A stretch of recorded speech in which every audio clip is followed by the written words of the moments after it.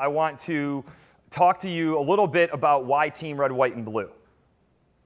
Okay, first, the veteran situation. 2.5 million men and women have raised their hand in the past 10 or 11 years and said, I'm willing to fight for this country. I'm willing to potentially give my life for America. I believe that strongly in what our country represents. That represents less than half of 1% of the American population. Okay, very small number. Over the next 4 years, 1.2 million active duty service members will transition to become civilians. That's approximately 300,000 per year. That rate is significantly faster than the rate that we have seen for the past decade. 2009 study from RAND, about 1 in 4 veterans report some form of post-traumatic stress from their experiences in Iraq or Afghanistan. And here is perhaps something that is the most practical. For the past decade, the wars have been in front of us. The media has been reporting on the sacrifice of our service members. That's changing. Okay? We look back even to the last election cycle. Afghanistan was barely mentioned. That is going to continue. That trend will only get stronger. Okay? So from the American citizen's mind, this notion of 12 years of constant war and deployment is going to be something that fades away. And especially for younger Americans who were 8, 9 years old through this process. They barely will even have any knowledge of it. So we conducted a survey about 3 or 4 months ago. And what we wanted to really understand was, what do veterans value? Okay? What is it that is the most meaningful in their life? If we are going to provide a service as an organization to veterans, what is it that they value? The statistics here are pretty clear. I'll give you a minute to process some of these numbers. 1 in 2 talk about their professional life. They want things to pursue that are challenging. Okay? 42% talk about their relationships with family and friends. 36% camaraderie, that brother and sisterhood that existed within the military. They miss that. And 32%, basically 1 in 3, talk about physical activity, basically working out as a priority for me.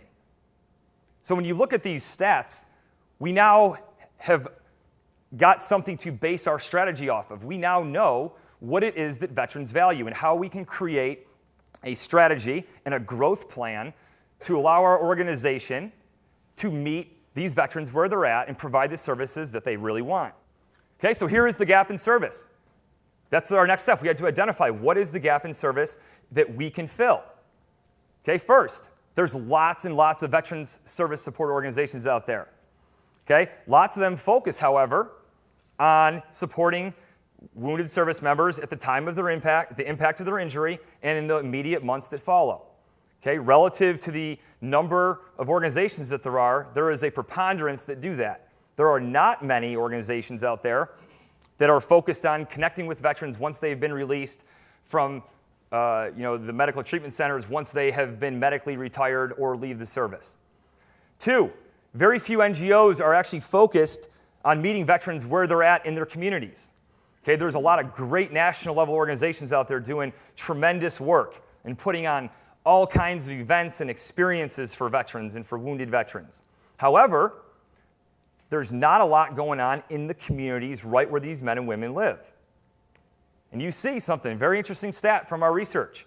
58% of veterans do not return home to their county of record. So if you're from Syracuse, New York, and you enlist to the Army from Syracuse, right, only about 40 or to 42% will go back to Syracuse when they leave the service. Okay, that means that close to 2 out of 3 veterans are putting down roots in a new city, in a new location where they don't have that architecture and that infrastructure of people to know and to tap into. All right, and lastly, NGOs. Lots of them offer various forms of therapeutic support and do great work. Okay? But no other organization like Team Red, White, and Blue provides the consistent opportunity to tap into the power of exercise in the community on a consistent basis. We see the value, and we really see physical activity as being a vehicle to bring people together, but we also see it as therapeutic in and of itself. And when you combine those two things, you have a really powerful equation. Our mission is to enrich the lives of America's veterans by connecting them to their communities through physical and social activity. We have a very clear vision of the road ahead and where we need to go.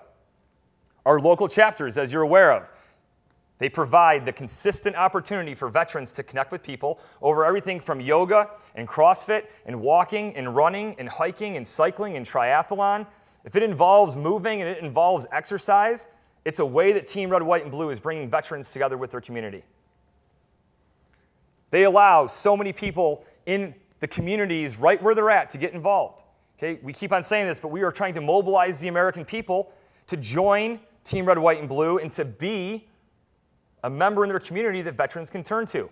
The odds are just not in your favor that you're going to just run into an Iraq or Afghanistan veteran in your community.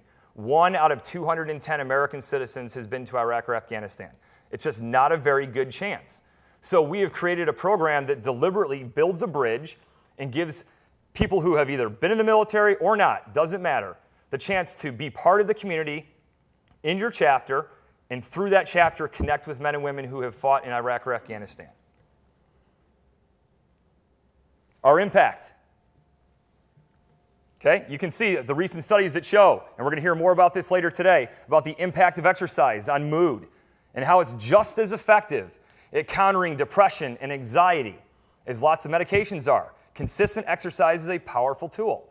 And it doesn't have to be running ultramarathons or doing triathlons or going to the CrossFit games. It involves simply being active.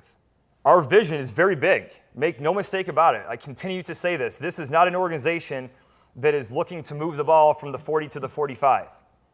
All right? Since the very beginning, and everyone who's come on board and who has been working, diligently to advance the organization, it's for that reason. We know we have the chance to transform that veteran support landscape. We know it. Okay? We now have the strategy rooted in facts. We now have the leadership getting on board with the right guidance and the right resources. We have the full-time employees to run with the mission. I keep saying it, but this 2-day summit is the starting line. Everything that we've done to this point has got us to the place when we leave here, the organization of Team Red, White, and Blue that the rest of the country gets introduced to is going to be something that 1 year from now, people will not know how we have come so far. And it's because of the people in this room. All right? And the reason I wanted to really drive the message home is to give you this confidence about how much effort was put into really understanding factually, research, data-driven. Let's build a strategy that is going to allow us to grow and impact more veterans' lives.